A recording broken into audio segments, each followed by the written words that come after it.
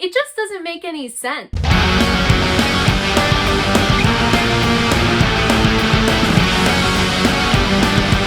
What's up, my fellow headbangers? I'm Courtney, aka The Versatile Virgo, and welcome to my YouTube channel.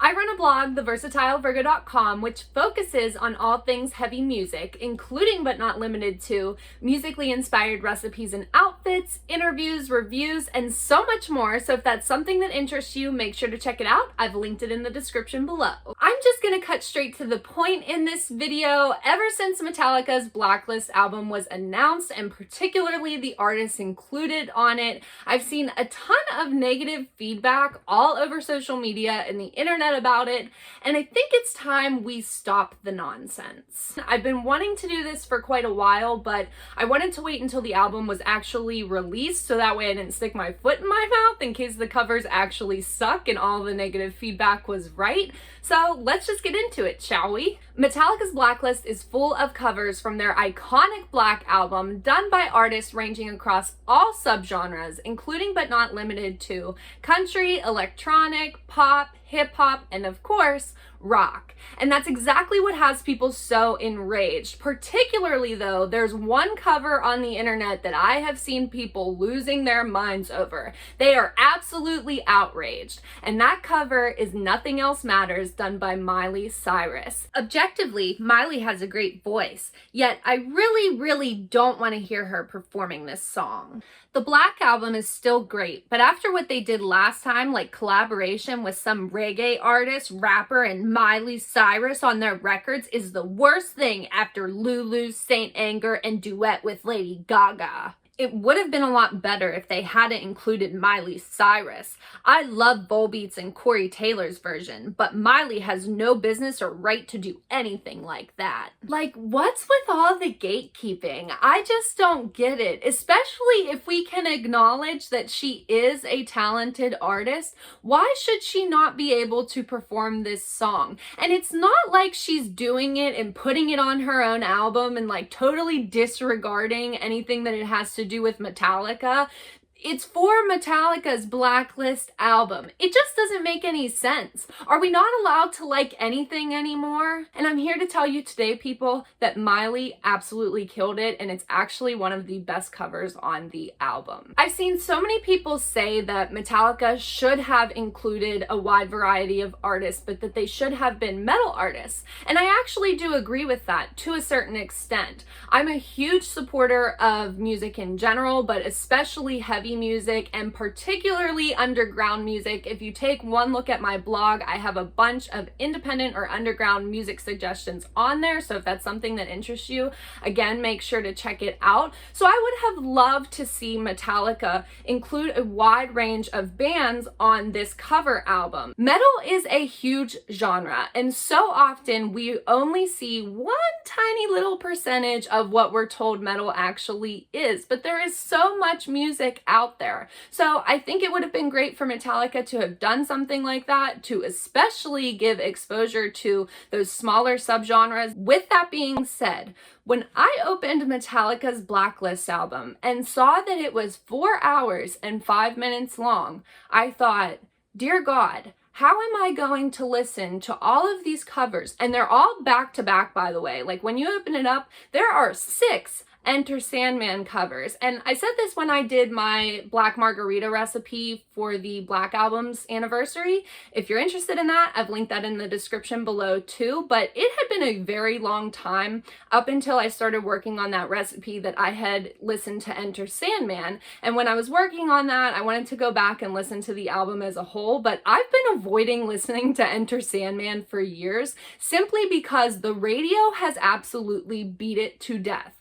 It is a song that definitely I think is a gateway for a lot of people to get into metal, or at least get into rock, and most people do know Enter Sandman, but I have just, in the past almost 28 years of my life, I am just burnt out on Enter Sandman. So when I opened it up and saw the 6 Enter Sandman covers back to back, I thought, Do I shuffle this? And then I ultimately went with just listening to it the way that it was structured because I wanted to be able to give you guys my full opinion. And I'm actually glad that I did it that way because it exceeded what my expectations were. Like I said, I didn't know how I would handle covers of Enter Sandman back to back. There are 12 Nothing Else Matter covers, and don't get me wrong, it's a great song, but back to back, it's kind of like, how many times can you hear the same song over again? At least that's what you might think. But the way Metallica approached this covers album and the way it's set up with the artists from different genres, it doesn't sound like you're listening to the same song over and over again. And I think that may have perhaps been one of the flaws if they had tried to do this with all rock and metal bands. Not because I think any of the genres sound the same, because they definitely don't, but it still would have been a lot, I think, to hear this many covers back to back. There's even different ways that artists have approached this, so it's almost kind of like the songs have been taken apart and kind of restructured in a sense. And it's really interesting to see how these artists have interpreted Metallica's music. But even still, going back to my initial point, when I saw all of these covers particularly listed back to back on the album when I went to listen, and then saw that it's 4 hours and 5 minutes in length, I thought, there's no way I'm going to be able to listen to this whole thing, especially in one sitting. It's probably going to be repetitive. I get there's artists of different genres on here, but I just don't know about this. And not all of these genres I really listen to. There was actually a lot of artists on this album that I wasn't that familiar with, and that's okay. I actually think that's one of the great things about this album. And I think people are missing a large part of what makes Metallica's Blacklist so cool. We as heavy music fans do have a tendency to get stuck in a rut with what we listen to.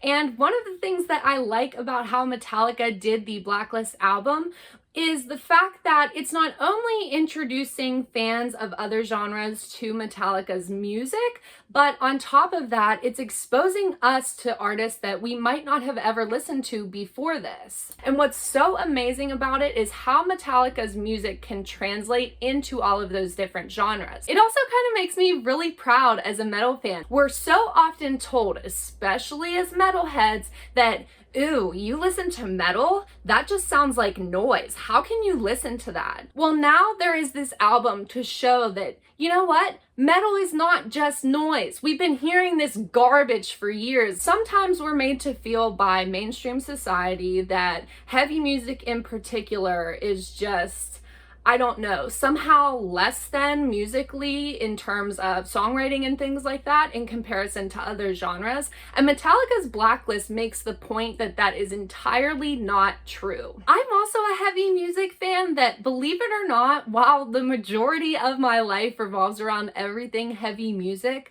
there are some times that I do listen to different genres as well. I was so excited when I saw some of the artists that were going to be on this album, particularly Juanes. I've been a huge fan of him for years. If you haven't listened to him before, please go check out the song La Camisa Negra. That's how I found him many moons ago, and I've just been a huge fan of him ever since. It's a great song, so definitely check it out. But that was one artist that I was kind of surprised to see on Metallica's Blacklist, and I'm so glad that he was included. Part of the coverage of Miley Cyrus being one of the big names on this album has kind of overshadowed all of the other artists that are on here too. And plus, there are also rock and metal artists on this as well. Corey Taylor's on here, Volbeat's on here, and Weezer's on here too. And I'm convinced that everybody's kind of like a secret Weezer fan, at least a little bit. There's always at least one Weezer song that somebody at least kind of a little bit likes, and they have a really solid cover of Enter Sandman on here as well. I didn't expect that I would be so wildly into the Enter Sandman covers that are on there, and again, hearing them back to back, I thought, I'll maybe make it through a couple and then maybe I'll shuffle this. I don't know. I wasn't sure how it was going to go, but I actually listened to Metallica's Blacklist the entire way through. It is a long listen, and I think that is something that might deter people. So if you head over to my blog, theversatilevirgo.com, I have a list of my favorite covers from this Blacklist album of where you can start. But of course, I highly recommend listening to the whole thing. This is a lot more than listening to an album. It's kind of like an entire experience.